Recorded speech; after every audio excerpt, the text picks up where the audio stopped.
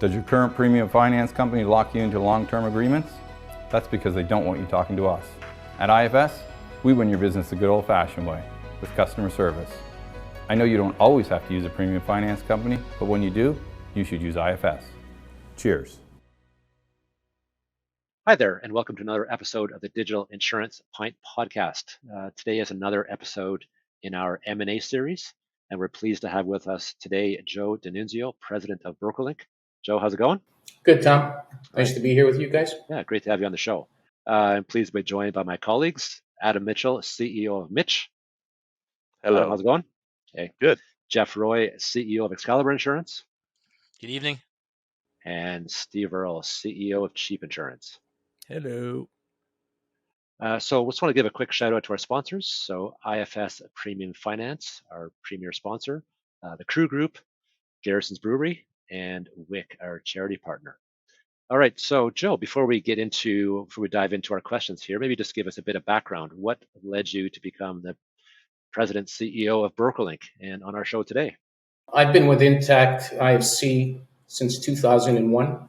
So I've been with the company 20 years. I came through an acquisition like a lot of folks at IFC. I was with Zurich. I was Vice President of Sales there at Zurich.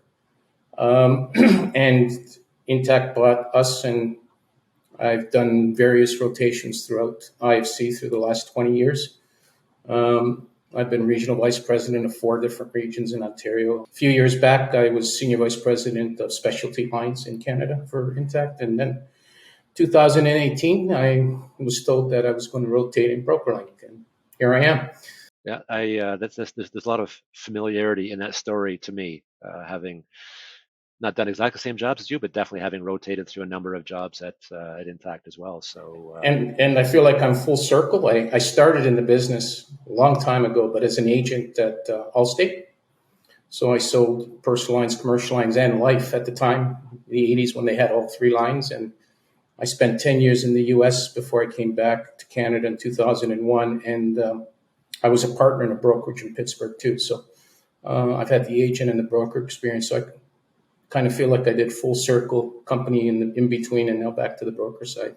Kind of cool. So tell us about the background of Brokerlink. Like, where did it come from?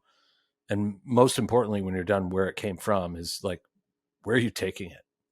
We just celebrated our 30th birthday last year in 2021, give or take. And it was Brokerlink originated in Calgary in 1990. And I think around 1991, an IPO was done, and Canadian Surety became the major shareholder. They subsequently were acquired by Allianz, and then in turn, ING in 2005 acquired Allianz and all their companies. With Brokerlink came in, and ING turned into Intact, a publicly traded company in Canada.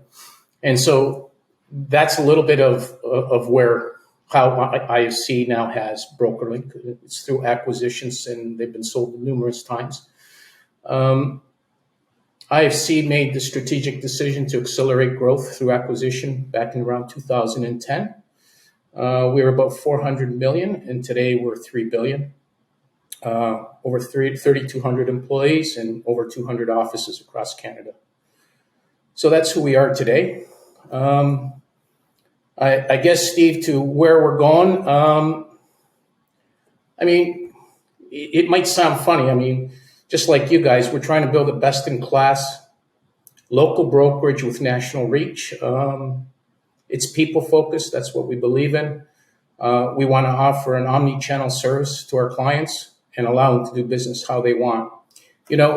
When we talk about what Brokerlink, where we want to get to, what we want to do, we don't want to just compete with other brokers, but probably just like you guys, our competitors are the direct writers in the broker business. We want to make sure that we have all the advantage of the broker versus direct choice, things like, everybody knows about, but we also want to match them with service and technology.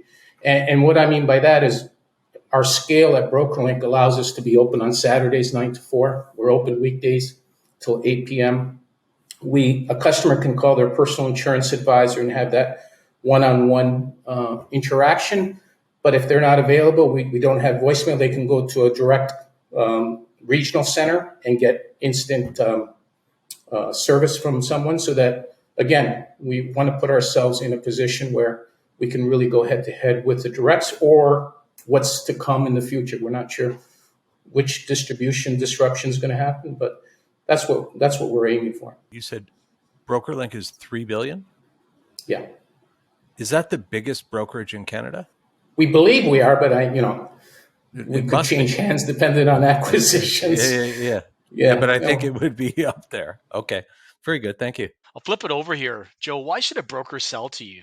What is your broker link about elevator pitch, aside from money, maybe meeting Mitch Marner, or what other values do you bring to the table? We can arrange that if that closes a deal, by the way.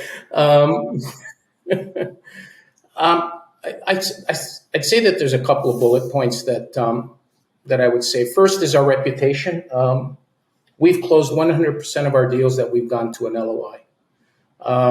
And that's important. In our 30-year history, we've done over 150 acquisitions, give or take. And we've got a real good track record of integrity. We do what we say and we close. Not all of those others can say that. So that's first.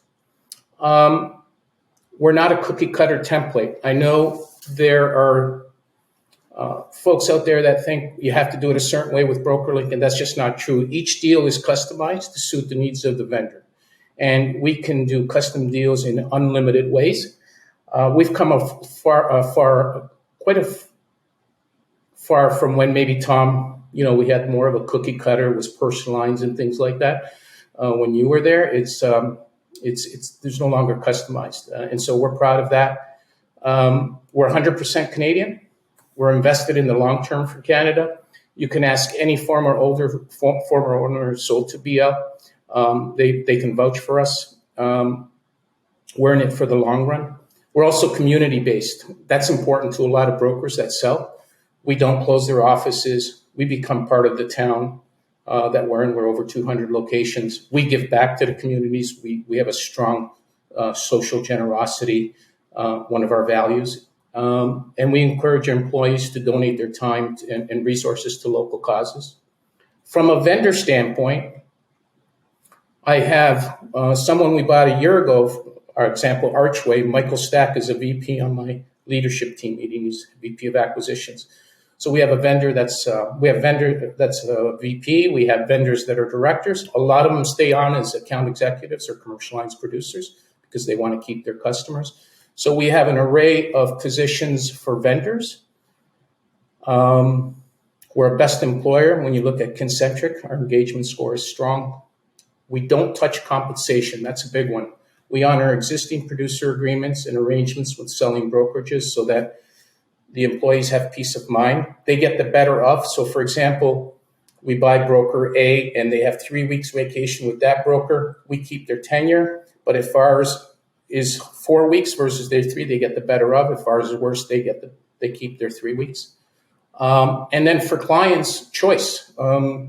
We've got over 70 personal lines markets and over 100 commercial lines markets. And so we think we have a win-win proposition for vendor, employees, and customers.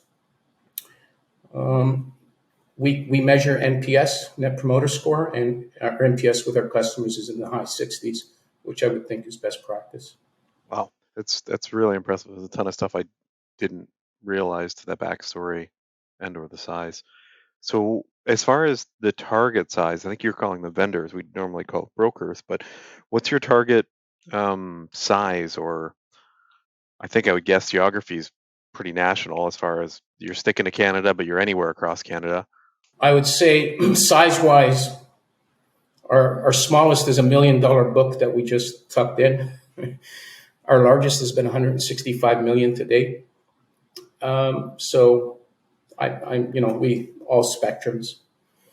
Some are personal lines, some are commercial lines. The geography, we're open to all of Canada, but right now we operate Ontario, Alberta, and Atlantica.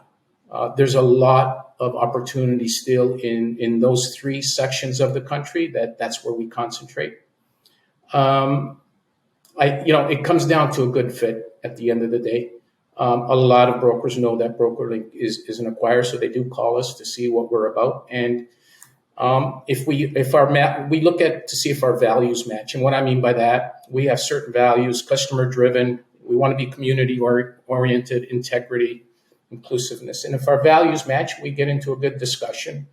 I would say that if someone were selling and wanted to look at Brokerlink, that they should call, because we fit quite a wide variety of brokerages, both big and small, and anything in between. Okay, so this is the digital insurance pint. So let's talk digital for a second. So presume you have got a couple of brokers who look quite similar, but one of them has a strong digital strategy or digital presence out at the front end or inside the shop. Is that more attractive to you? Is there a valuation boost that more digital broker would get as a result? My opinion, a good digital presence today is kind of sort of becoming table stakes for a top brokerage in Canada. So I'll start there. I just think that sometimes brokers who say they're digital brokers throw that out loosely. So I just want to, and I guess it would be my ask would be, what is the definition of a digital broker? So for me, it's not a broker that just buy aggregator leads and then, binds them. That's not a digital broker to me.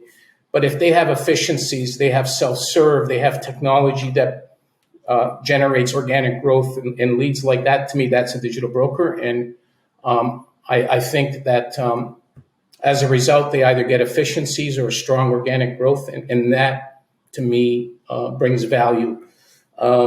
We look at EBITDA, and usually a digital broker that's truly digital and is getting the efficiencies or getting the top growth, their EBITDA is strong. And so I would say if they have all those features, then yes, it would be reflected in the valuation. So Joe, you approached this before. You mentioned Mike Stack from Archway, and I know Mike, and I know Gina McFetrich. They're super Who's part awesome, of our team as well. Super awesome Atlantic Canadians. Yeah. My question is, do you want former owners to stick around? So what does that look like? What is their position? So when a vendor comes to you and you do a deal, do you have a role specifically, or is it really up to them? It's kind of both, Steve. And what I mean by that, we want all the brokers that are selling in the short term to help us to transition. 3 months, get to know their staff. Just show us around. We found that it helps employee retention. It helps understanding if we have some bugs with their BMS, what have you. So we do want them to stick around for a minimum of 3 months, 3 to 6 months, depending on the size and things like that. But before we close, we negotiate and we have a discussion with the broker principal and some VIPs that they may consider as part of their senior team. And we discuss different roles that would suit them. And we normally come to an agreement. So they know going in, and we build it right into the LOI. We build in, this is their position going forward. This is their compensation. We do all of that. A lot of them just want to drop off the keys, though, and say after 3 months, goodbye. And we're okay with that as well. So it is a back and forth discussion. A lot of them stay on as account executives. They work 2 or 3 days a week.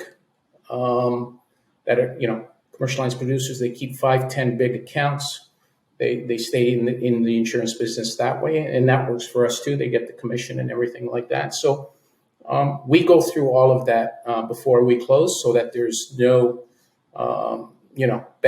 communication that we weren't sure, and that way we don't have a disgruntled owner or someone that says you promised this and so forth. So we put it right into the deal. Joe, how do you handle the name? Like if you're Mitch Insurance or Excalibur Insurance Group and you make the sale, is the name gone in a couple of months right off the bat? Is it sunsetted? How do you work that? Most of our acquisitions do it. We do it. Adopt the BL brand, the Brokerlink brand, absolutely. It's the time frame that differs, and I've kept the brand of a broker as long as 3 years in one case. And in other cases, 6 months, we changed it when we did the integration of the broker management system, because we don't want customers being confused until we are able to answer their calls. I think it depends, obviously, on the owner's wishes, but more importantly, does that brand resonate with that town? And, we bought a broker here in Ontario a few years back. It was a fourth generation broker. We kept it for a year and a half, 2 years. So first 6 months, didn't touch the brand. Then we changed the brand to so-and-so broker, a division of Brokerlink. And then a year and a half later, we ripped the Band-Aid off a little bit more so that the customers became accustomed to it. So it just depends on, we had another broker, for example, that great marketing, good digital broker out west, had some jingles on the radio. Jeff, I might give that away by saying that and stuff like that.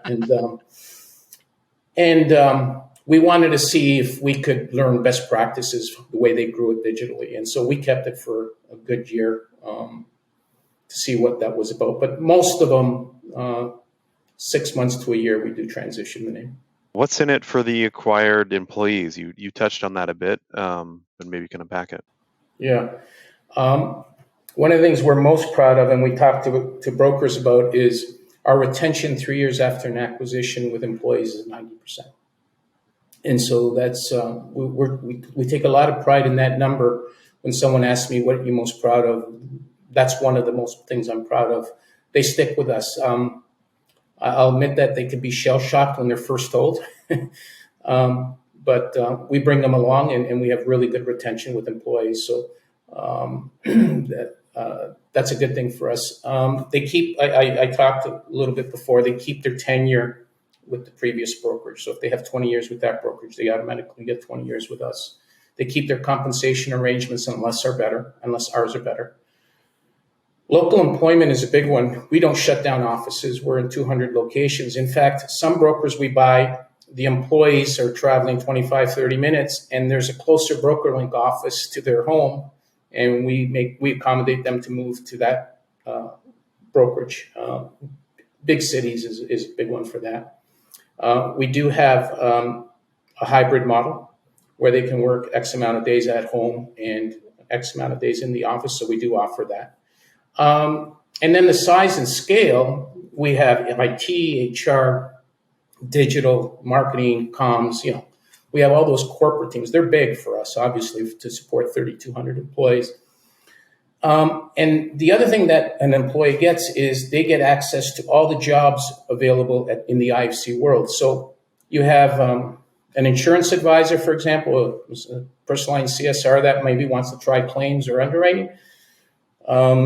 If there's a job opening, they're treated like an internal employee. They would be able to interview and see if they want to, try a stint inside. The world is open to them, and that's a cool thing from an employee standpoint, from a growth standpoint. So the last thing I would say is our benefits package is very competitive compared to most brokers. We have a Intact Financial stock purchase share plan, and it's simple. The employees get one for two. So the employee buys 2 stocks, we give them 1 free. We match up to a maximum per year. So they get to build some equity in the whole IFC company, which is kind of a cool thing that other brokers couldn't match. Just for clarity on that, Joe, then, so if I was a 20-year broker, for instance, and I'm bought by Brokerlink, and I decide I want to get over to underwriting for some crazy reason, my tenure would go over to the underwriting department at that point. That's correct? Correct. Yeah. Okay, thanks. Okay, so Joe, we've talked about owners, employees, branding, and so on. Let's talk about carriers.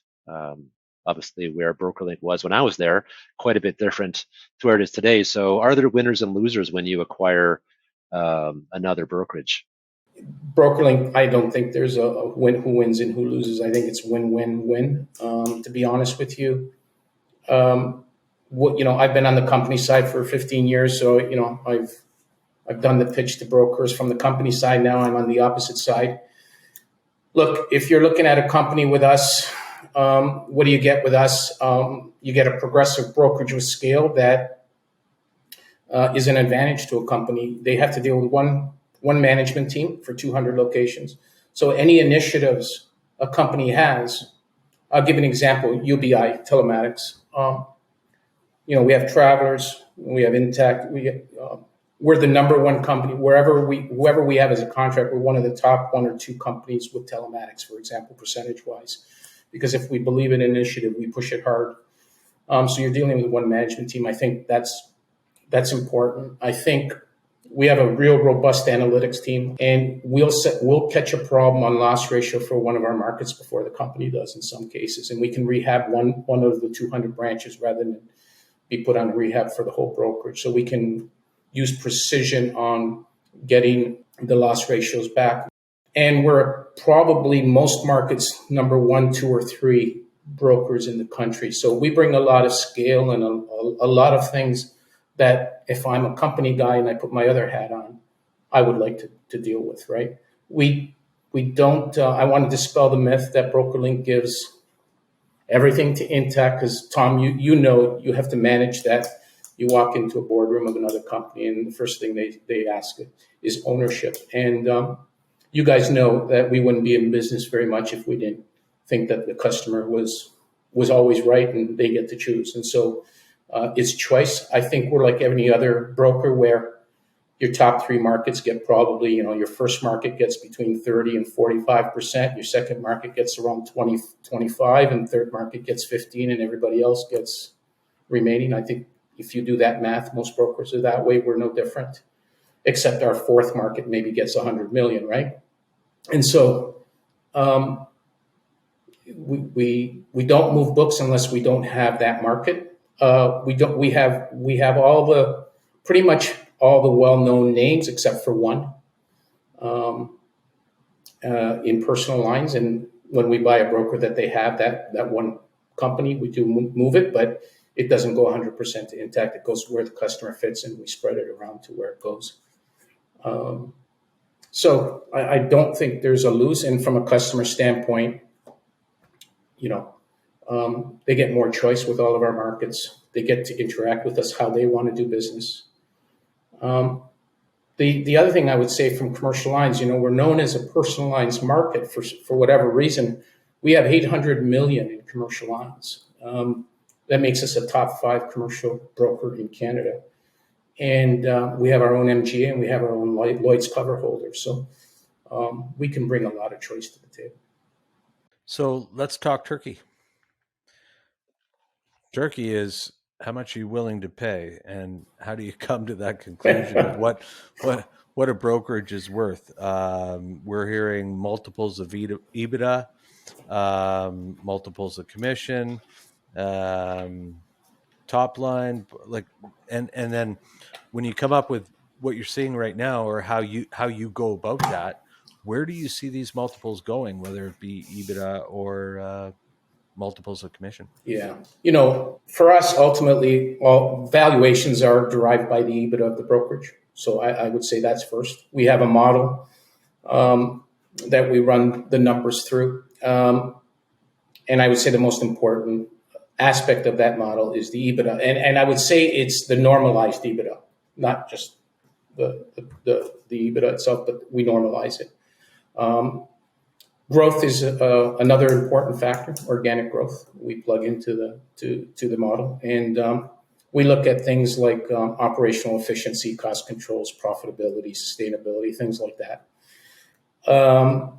Then we look at synergies. So, for example, one competitive thing for us versus another broker, if we're going after a common seller, would be we're in 200 locations. So if that brokerage we're looking at, it has an office in our town, now we can start getting some really good synergies. We don't need another location in that town. We can fold that in. That saves an expense. Where is it going? Look, I think valuations have increased over the last couple of years. No, absolutely no doubt. Why? Probably supply, demand, diminishing. Very profitable business. And look, private equity from the U.S. has come into Canada, and they've driven the price up. No question about it. where the value, we can give a broker a valuation based on a multiple of commissions or times EBITDA. They match. We can reverse engineer that, and our model allows us to do that. Where is it going? I think it's difficult to look at the trajectory of valuations. I think anecdotally, I'm just speaking, market forces right now with the economic conditions, you got inflation, increased interest rates, access to capital. Could that wane? Like, I'm just not sure. And I stopped predicting, guys. Like I said, on 2, and people said you should sell at 3, and now we've crept up to the next one. And so.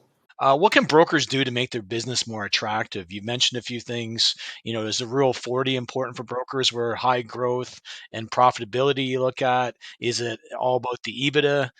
Is it about how many organic leads they're driving? What do brokers need to do to make sure they max out when they go and talk to you to sell? We've had discussions with brokers where we've come up with a multiple that's not like, they'll look at you like, that's not, I was expecting way more. And we've said to them, look, if you do this, this, and this, let's talk again in a year and a half to try to get them their house in order. So we've had those discussions, and we do that. So first and above all, as I mentioned, it's really strong EBITDA. Where I see sometimes where they can improve is remuneration. A good remuneration expense ratio is in the low 50s, 50 to 55, in my opinion, when I look at some of the ones I've looked at. You've got some brokers with expense of 65, 70. Wow, that's high, right? And it works for them. So, good for them, right? Especially commercial lines shop with producers. EBITDA is not as good with commercial lines, obviously, because of what you're paying commercial lines producers. But it's hard to come up with a strong multiple when your remuneration is 65, 70%. It eats away a lot. So that's one thing. Producer contracts, really clean that up, make it tight. You're selling 100% of your brokerage, but you've got 5 broker producers where the contract is very, I would say, gray. They could take their book. You don't own it. They think they own it. That stuff gets messy, guys. I think you know that. And if you can tighten that up before you sell, make the language is clear, who owns what, it's just easier when your time to sell. I think those 2 things I see a lot of. Other things, yeah, growth helps, but if a broker is unprofitable with all their markets and we have to rehab it, then maybe in the model we put 80% retention instead of 92 or 93. So you don't want to grow just for the sake of growing your top line and not being profitable. Right now, guys, talent is premium, right? Everybody's hurting to hire enough people. So we have to start factoring, is it good talent? Is the employee base been there for years? We're buying also the talent and the employees, not just the book of business. I think that's a good one, staff retention and experience. And then we talked about digital, but any technologies, any unique digital offerings that can make Brokerlink better or add to what we do would obviously go into our valuation on how brokers can make their brokerage pop and stand out where you get maximum value. So do you see a big difference between the valuations for commercial brokers and personal lines? You commented on EBITDA not being as good on commercial shops. From an enterprise value, a good broker is a good broker, regardless of mix. So I don't distinguish between. We've bought really good commercial brokers and we bought really good personal lines. What we see in general, though, due to a reliance on producers in some commercial shops, not all, they generally have lower EBITDAs because they pay those guys really good. And the highest valuations tend to go to personal line CS shops, the sticky stuff, you guys know. 95 personal lines, it's sticky. CSRs have the relationships. It's a tuck-in. You tend to have the maximum fishes in that, but we don't penalize in our valuation commercial lines versus personal lines. We just look again at the fundamentals, the KPIs, the EBITDAs, and things like that. And if everything's good, we've paid top dollar for some commercial lines because their contracts were in order. We knew what we were buying. It wasn't going to go anywhere, things like that. I've seen clauses for a year retention on the commercial line stuff because of COVID, but normally there is no retention clause in most deals. Okay. So, Joe, let's say you're talking to a prospective vendor and there's a right of first refusal, a ROFR, that party has on their business. Does that make you back off? Does that A, and B, does that actually diminish the value of the brokerage in your eyes? So, no, it doesn't make us back off at all. A ROFR wouldn't diminish the value. And what I mean by that, if it's a well-established, well-run, profitable broker, it's still a well-run, valuable, well-established broker with good EBITDAs. And so I say no, it wouldn't diminish value. What we've bought in some brokers that had ROFRs and not with Intact, with other companies, and they've waived them for us. I think that's a testament to our strong partnership with the others and knowing that we're not going to move their business and we run a good business. The other thing I would say is not all ROFRs are alike and they got to be reviewed because some ROFRs say you can match, other ROFRs say you just got to keep the book there. So not all ROFRs are created equally, I would say.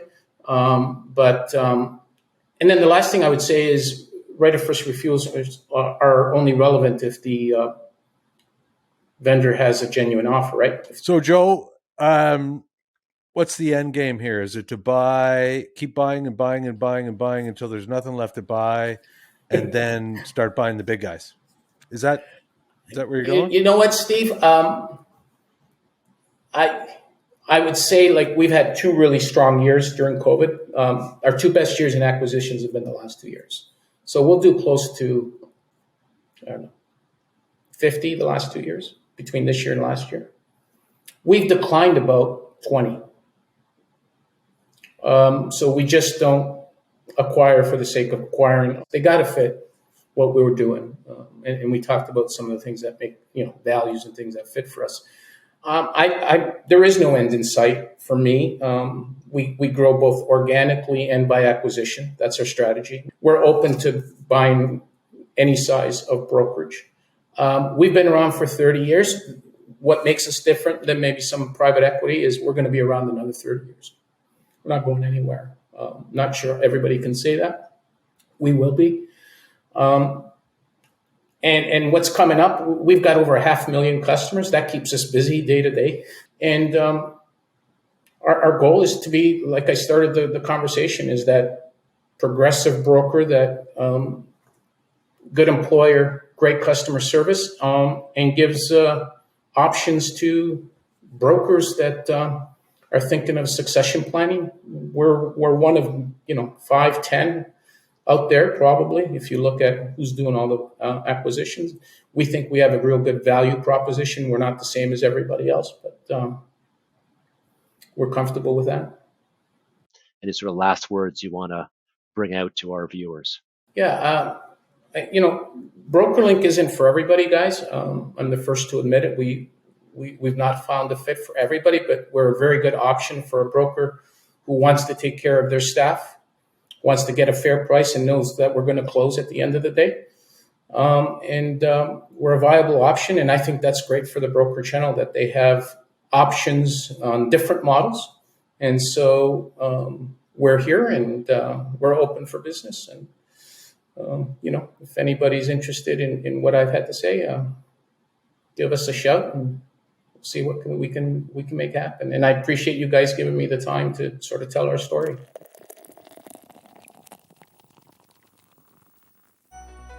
Is retention important to your brokerage? Of course it is. That's why at IFS, we have a cancellation prevention process. Want more details? Give us a call. I know you don't always use a premium finance company, but when you do, you should use IFS. Cheers.